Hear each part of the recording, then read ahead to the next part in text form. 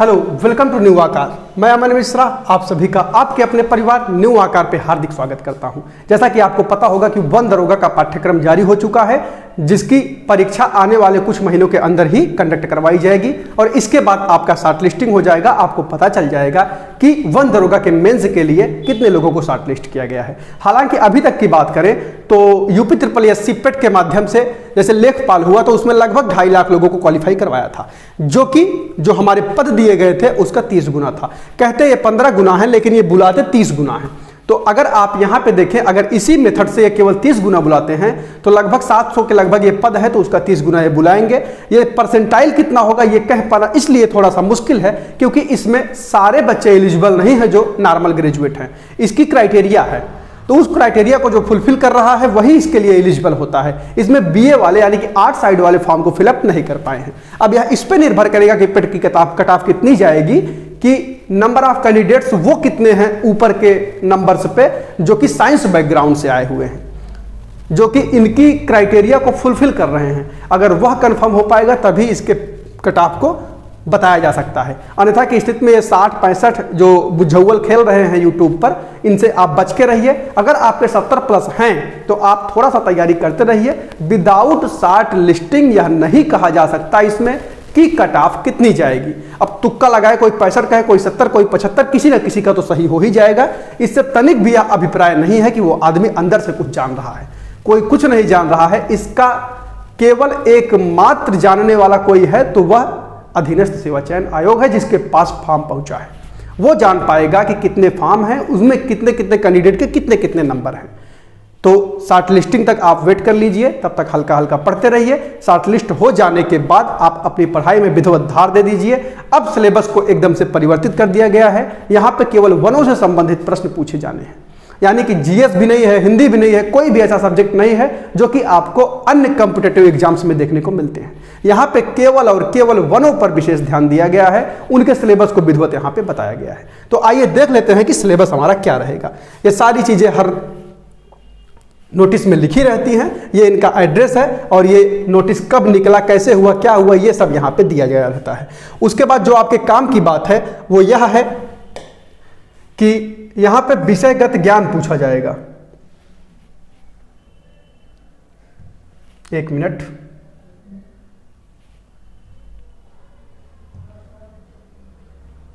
हाँ, यहां पे विषयगत ज्ञान क्या होगा, वो 100 प्रश्नों की संख्या 100 होगी, निर्धारित कुल अंक 100 होंगे, समयावधि 120 मिनट की होगी।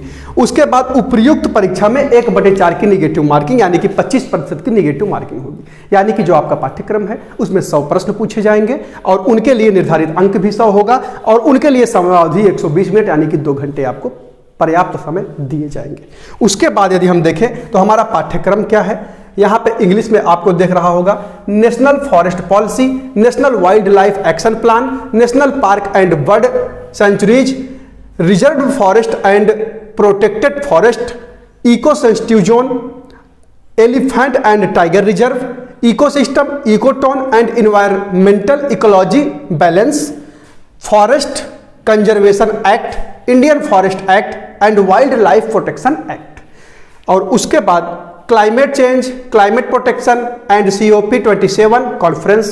उसके बाद है carbon credit, soil and moisture conservation, afforestation and agroforestry, forest settlements, mountains of forest land in revenue records, challenges and prevention of forest disasters, forest produce, forest certification, human wild life conflicts, duties and rights of Forester's की duties and rights. ये आपके syllabus है जो कि English में लिखा गया है।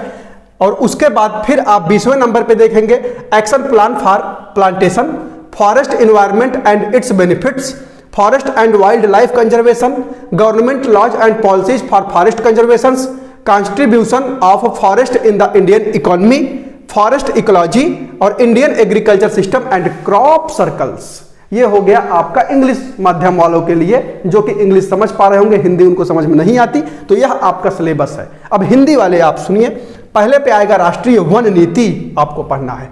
उसके बाद राष्ट्रीय वन्य जीव कार्य योजना आपको पढ़ना है, राष्ट्रीय उद्यान एवं पक्षी विहार पढ़ना है, आरक्षित वन और संरक्षित वन पारिस्थितिकी संवेदनशील क्षेत्र, हाथी और टाइगर रिजर्व, इकोसिस्टम, इकोटोन और पर्यावरण पारिस्थितिकी संतुलन, वन संरक्षण अधिनियम, भारतीय वन अधिनियम और वन्य जीव संरक्षण अधिनियम, जलवायु परिवर्तन, जलवायु संरक्षण और COP27 सम्मेलन, कार्बन क्रेडिट, मृदा और आर्द्रता संरक्षण, वनीकरण और कृषि वानिकी, वन बंदोबस्त, वन भूमि का राजस्व अभिलेखों में नामांतरण, वन आपदाओं की चुनौतियों और रोकथाम, वन उपज, वन प्रमाणन, मानव वन्य संघर्ष, वन दरोगा के कर्तव्य एवं अधिकार, वृक्षारोपण कार्य योजना, वन पर्यावरण और उसके लाभ, वन एवं वन्य जीव संरक्षण, वन संरक्षण के लिए सरकारी कानून और नीतियां, भारतीय अर्थव्यवस्था में वनों का योगदान, वन पारिस्थितिकी, भारतीय कृषि प्रणाली और फसल चक्र। इतने चैप्टर्स आपको देखने होंगे और इतने चैप्टर्स को देख के आप एक सुंदर मर्यादित पद को हासिल कर रहे होंगे। अगर आपकी शॉर्ट लिस्टिंग इसमें होती है तो एक बहुत बढ़िया अपॉर्चुनिटी है। आप जी जान लगा के मेहनत कीजिए और आप इस सिलेबस को पढ़ के इस परीक्षा में आप अपना एक स्थान बना रहे होंगे। इन्हीं शुभकामनाओं के साथ हम अपनी वाणी को विराम देते हैं। एक बार फिर से हम आपको बता देते हैं परसेंटाइल के विषय में कोई नहीं जानता अधीनस्थ में कितने फॉर्म किस लेवल पे पड़े हैं। तो आप अगर 70+ हैं तो थोड़ा थोड़ा पढ़ते रहिए। शॉर्ट लिस्टिंग के बाद जो है आप विधिवत अपने तैयारी में लग जाइएगा। कोई भगवान नहीं हुआ है, सभी यूट्यूबर मात्र एक यूट्यूबर है।